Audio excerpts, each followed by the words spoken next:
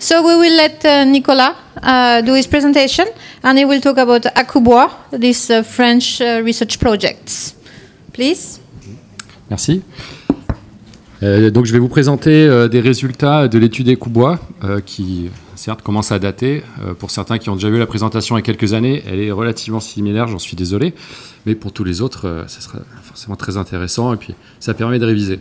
Voilà, donc moi je vais vous présenter une partie de l'étude qui a été réalisée avec CSTB et FCBA, uniquement les résultats in situ et les solutions simplifiées, les méthodes simplifiées qu'on a pu développer grâce à cette étude. Alors on a réalisé des essais sur des bâtiments ossature bois partout en France. On avait 37 opérations de logement collectif. Alors il y a des vrais collectifs, 19, mais aussi des petits individuels à coller, 17, et aussi une surélévation. Alors ce qu'on a constaté, c'est plusieurs familles de séparatifs. Dans l'étude Accoubois, on avait plusieurs familles de construction. On s'est rendu compte qu'il y avait aussi des constructions en béton, on avait des constructions mixtes béton, on avait aussi des cloisons sèches. Pour la plupart, en France, on construit avec cette solution, comme en Belgique. Malheureusement, ce n'est pas la meilleure, mais c'est celle qui est choisie par les concepteurs. Alors, si on s'intéresse rien qu'à cette famille, on peut voir toute la variété de solutions qu'on peut avoir sur un type de mur. Donc, sur 5 opérations, par exemple, l'ossature primaire peut aller de 80 mm à 145. Vous avez des choses dissymétriques. Le contrevêtement peut être de différentes épaisseurs. Les vides entre les parements, les contrevêtements peuvent être aussi variables. L'ossature secondaire pour fixer les plaques de plâtre sont des fois horizontales, en bois, ou verticales, ou en métal. Et les parements peuvent être en BA13, dissymétriques, avec des BA13DB, etc. Donc, 28 000 combinaisons, Jean-Luc avait calculé. Voilà. Sauf qu'après, in situ, on a mesuré aussi, on n'a pas 28 dB d'écart, mais presque. C'est un peu le grand écart en termes de performance. Puisqu'on va de 43, ce qui est assez mauvais, qui ne respecte pas la réglementation française, jusqu'à 59, qui est déjà un peu mieux.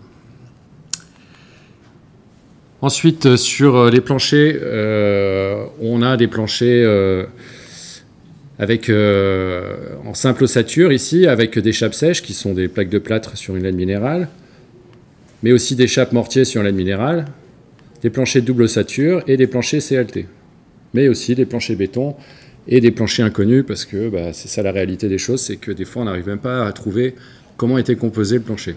L'entreprise qui a fait faillite, les plans perdus, enfin c'est la réalité.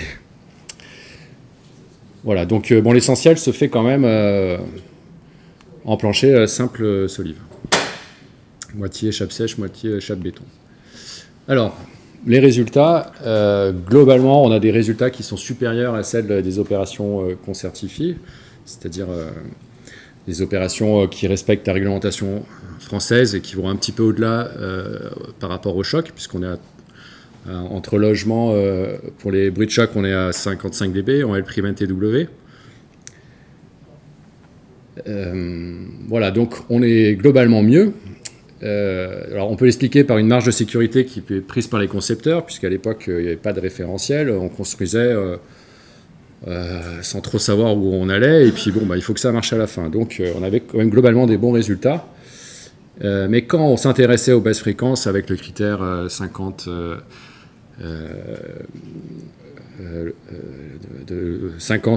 63 et 80 Hz, quand on le prend en compte, finalement les résultats ils ne deviennent pas si élevés que ça, ils sont plutôt au niveau réglementaire.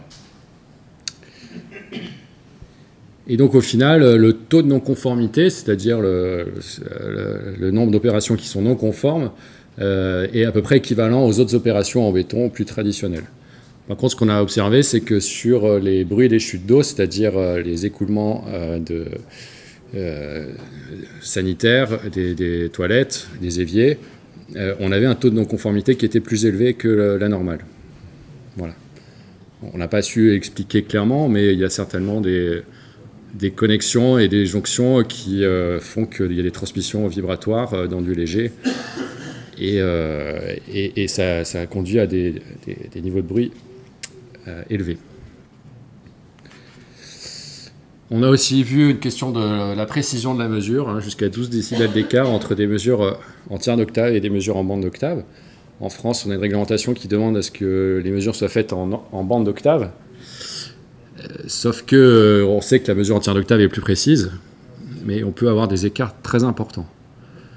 Donc ça a permis de savoir qu'il est important de mesurer en tiers d'octave. Et le résultat, en fait, il dépend de la source de bruit et de la précision de la mesure. Parce qu'en fait, si on mesure en bande d'octave, on ne voit pas que sa source, elle est pas vraiment rose et qu'elle n'émet pas de niveau à 100 Hz. Et en ossature bois, il y a des chutes d'isolement à 100 Hz. Donc, en fait, on ne mesure pas le 100 Hz parce qu'on n'émet pas de niveau sonore. Donc, on a l'impression que c'est bon, mais en fait, on a caché le 100 Hz. Et ça peut engendrer des écarts.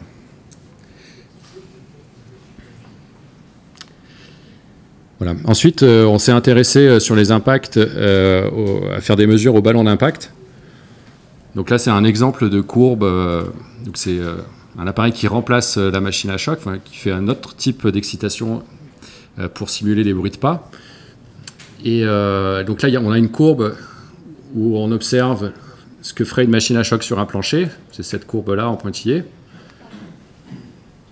On a fait marcher 2 personnes à l'étage. On a mesuré le spectre. Donc on a plutôt cette forme-là.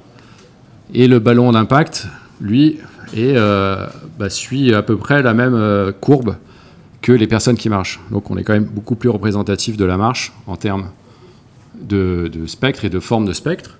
Alors certes, on est plus haut, mais là, on ne faisait que marcher. Alors, si un enfant saute ou quelqu'un marche fortement sur des escaliers, on va être plutôt à ce niveau-là. Voilà. Et donc, les résultats qu'on a avec ce ballon d'impact, on s'est rendu compte que pour les planchers à simple solive et chape sèche, c'est là le nombre de mesures qu'on a, on était globalement assez élevé. Donc ça, c'est un niveau LF max, c'est le bruit qu'on a chez soi. Donc, vous imaginez quelqu'un qui fait tomber une balle au-dessus, ça ferait 63 décibels dans le logement. C'est très élevé. Forcément, ça réveille. Enfin, c'est énorme. En revanche, les planchers avec simple ossature, avec une chape mortier ou des planchers CLT avec chape mortier, on était plutôt en moyenne ici autour de 55. Voilà, avec des valeurs des fois un petit peu plus élevées. Et finalement, par rapport à une dalle béton de 20 cm, ce qui est le standard en France, on est à peu près similaire. Donc on pourrait considérer que ces solutions-là sont à peu près équivalentes en termes de confort par rapport à ce qu'on a avec une dalle béton de 20.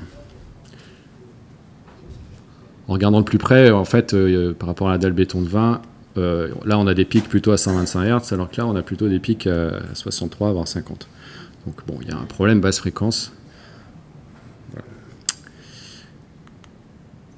Alors, grâce à ces mesures, on devait chercher une méthode simplifiée pour pouvoir évaluer la performance d'un bâtiment à la conception, sans forcément recourir à des laboratoires qui font des calculs savants, sans plus trop savoir où ils vont, afin de pouvoir développer la construction ossature bois. Voilà, donc estimer la performance des bâtiments. Donc ça se fait finalement en 2 étapes. C'est d'abord une évaluation simplifiée des séparatifs et une évaluation simplifiée des bâtiments. Et enfin, des exemples de solutions qui permettent de satisfaire la réglementation acoustique dans les cas courants. Donc par exemple, sur des façades, on a regardé l'influence avec les résultats en laboratoire. Pour une façade ici, on sait que avec un bardage bois, des parements de 2BA13, des tasseaux horizontaux, on a une performance RW plus CTR de 35 dB, ce qui n'est pas très élevé, mais ça permet de traiter les cas dans les endroits calmes. Voilà. Par contre, si on doit se protéger des murs extérieurs, on voit que les variantes qu'on peut avoir, c'est de mettre des montants métallique indépendant avec de la laine minérale, où là, on va gagner 16 décibels. En fait, on va venir découpler ici les BA13 de la structure et gagner 16 décibels pour arriver à 51 décibels, ce qui permet là, pour le coup, de traiter les cas des voix bruyantes. Voilà, donc on a fait la même chose sur chaque séparatif, les planchers, les murs, avec un certain nombre de variantes, puisque il y a beaucoup de variantes, et on ne les a pas toutes, mais on en a déjà pas mal. Alors ensuite, au niveau du bâtiment, on a comparé les mesures en laboratoire, donc l'indice d'affaiblissement RW+C, avec la performance mesurée in situ des NTA. On a corrigé avec le terme de volume, parce qu'on a des grands volumes, c'est pas pareil que les petits volumes, donc on a corrigé ça, et on regarde cette différence. Donc on l'a appelé ici TL, un peu pour transmission latérale. Finalement, c'est pas forcément que de la transmission latérale, c'est l'écart in situ et laboratoire.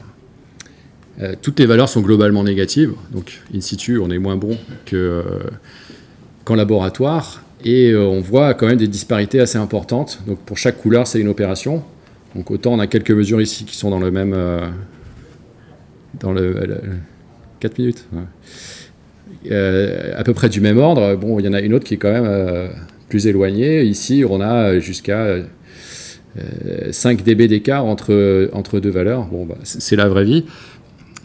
C'est les conditions de montage, c'est un certain nombre de choses qu'on ne maîtrise pas.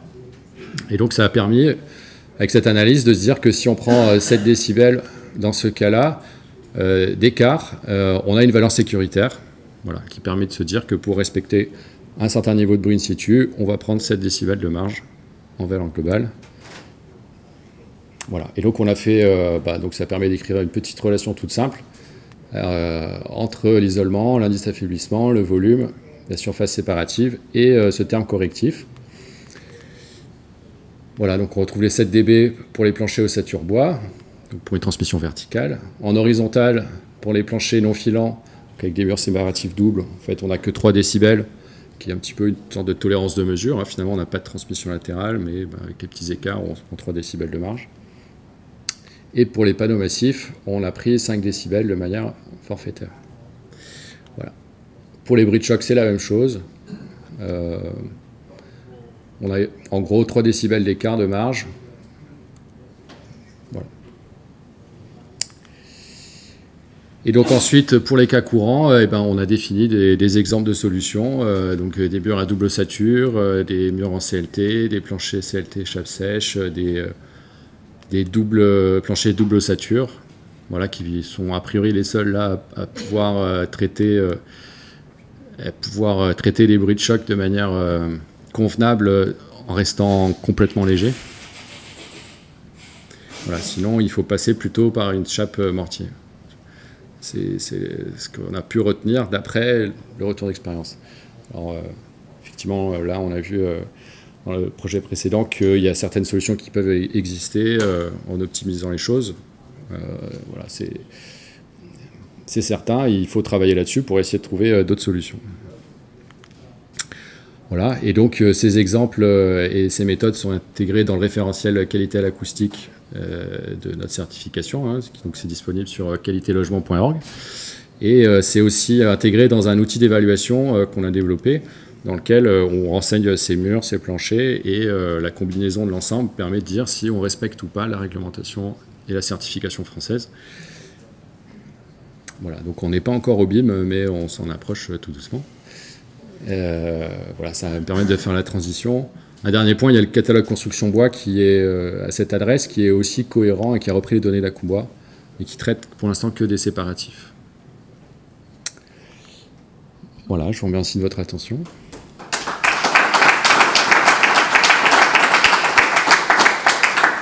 J'ai un peu d'avance. Une minute. Sinon, je pourrais raconter d'autres trucs.